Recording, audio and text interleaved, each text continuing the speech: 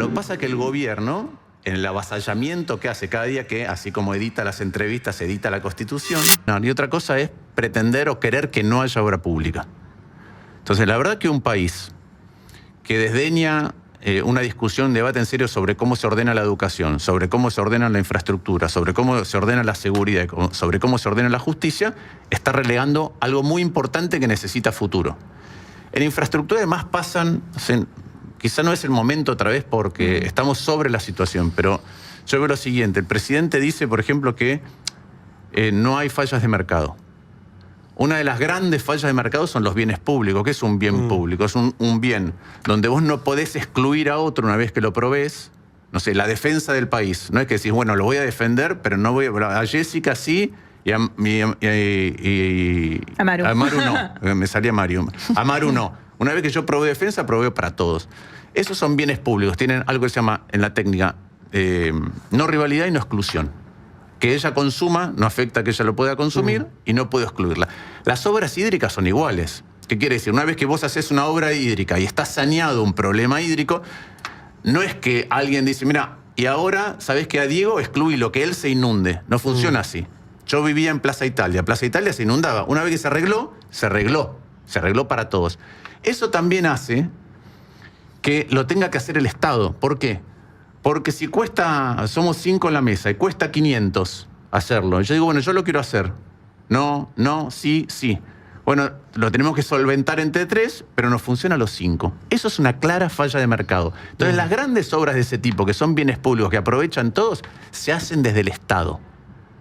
Entonces, acá, cuando lo que decimos es no va a haber más obra pública, quiere decir que el mantenimiento de muchas carreteras o que las obras hídricas que hacen falta en distintos lugares no van a estar. A eso le tengo que agregar que el Servicio Meteorológico Nacional es un muy buen servicio comparado con otros servicios meteorológicos y que estamos viviendo momentos de cambio climático con eventos extremos. Entonces, las tres cosas, las tres patas son muy importantes. Es decir, creemos o no en el cambio climático, tenemos un servicio meteorológico de avanzada que puede dar alertas y que la sociedad y la población escucha, y hay obras públicas en virtud de estos eventos extremos que alguien técnico puede decir tienen tanta probabilidad de ocurrir que se hacen. Me parece que es un debate de qué Estado queremos. Sí, bueno, dale, Diego, una cosa muy mínima, ya te doy. Milei no cree en el cambio climático, no cree en la obra pública. Te estoy haciendo como la contraposición, quedó claro el punto, ¿no? Sí. Ahora, Martín, te saco un segundo de esta tragedia que es la de Bahía Blanca. Un breve raconto. El gobierno nombró 2 jueces por decreto en comisión en la Corte Suprema de Justicia. Uno de ellos asumió porque le tomaron juramento, que es el juez García Mansilla. El otro está a la espera porque no le dieron la licencia, que es el juez Ariel Lijo. Y ahora el Senado está en discusiones para ver si convoca una sesión especial para finalmente tratar los pliegos y ver si acepta o rechaza los pliegos de ambos jueces. Ahora, todos los que estamos en esta mesa estamos altamente politizados. ¿Por qué a una persona que nos está viendo le debería importar el tema de la Corte Suprema y la discusión esta que se está dando en el Senado? Bueno, primero, la Corte Suprema es la revisión última de cualquier sentencia o casi cualquier sentencia potencialmente. Y además es la que hace el control de constitucionalidad final, el que te dice esto se puede hacer y esto no se puede hacer, en virtud de ¿qué? Del acuerdo básico que tenemos todos como país, que es una constitución que nos rige. ¿Qué ha hecho el gobierno? Cuando nombra 2 jueces de la Corte Suprema por decreto, recordamos que la Corte tiene 3 ahora. 2 es el 40%. El 40% de la Corte está nombrada por decreto. Este decreto dura hasta el 30 de noviembre del año que viene, cuando el propio gobierno puede hacer otro decreto y volver a nombrarlos. Eso quiere decir que, así como hay periodo de prueba en las relaciones laborales y que en las empresas más chiquitas fue extendido hasta un año, lo que tenemos es 2 jueces de la Corte Suprema, uno ya jurado y otro no, a prueba. Que tenemos que pensar, o ellos tendrán que pensar, cómo actúan durante todo un año para ver si el propio Poder Ejecutivo los renueva. La pregunta es, ¿ese juez de la Corte Suprema puede ser independiente? Mi respuesta es no. Además de que es un antecedente peligrosísimo para cualquier otra cosa y que en una parte, sí, porque son distintos los 2 casos, ni siquiera es constitucional en mi visión. Ahora, Martín, perdón, en su primera firma, en la primera resolución, García Mansilla, se supone que tomó una decisión en contra de los intereses del gobierno, que sería en este caso la licencia de Ariel Lijo. No lo sé. ¿De dónde sacamos eso?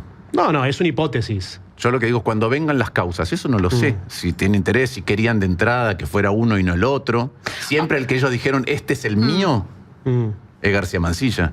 El otro decían, es de la política, es del peronismo. Sí, ahora Pero- hay algo que pasa que para mí todos terminan siendo Perdón, un poco... y una cosa más. Y García Mansilla, además, no tiene un solo voto, no tiene un dictamen con un solo voto a favor. Claro, la diferencia que dijo es que García Mansilla ni siquiera tiene dictamen. No tiene dictamen, pero... Está bien, hay- pero- de hecho, ya hay dictámenes circulando en contra, pero no tiene un Sí, solo pero voto a no favor. hay una cosa un poco hipócrita de todos de haberse escapado del debate. ¿No tienen opinión sobre García Mansilla? Porque podrían haber hecho un dictamen en contra hace más de un año que están. No, yo escucho... O el caso del hijo, hubo un no pronunciamiento. No, de yo, mucho tiene dictamen. Jessica, yo discrepo En con eso. noviembre. Discrepo con eso y creo que es el argumento que usa el gobierno para decir lo tenía que hacer.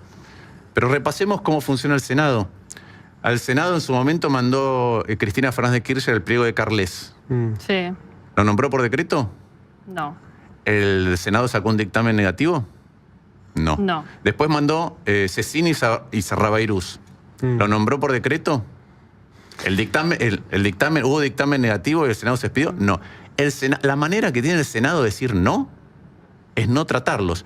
De hecho, nunca ha habido un dictamen. Esta es la primera vez que yo he podido encontrar en la historia que hay un dictamen negativo contra un candidato propuesto por el Poder Ejecutivo, que es García Mansilla, por haber aceptado por decreto y ser nombrado.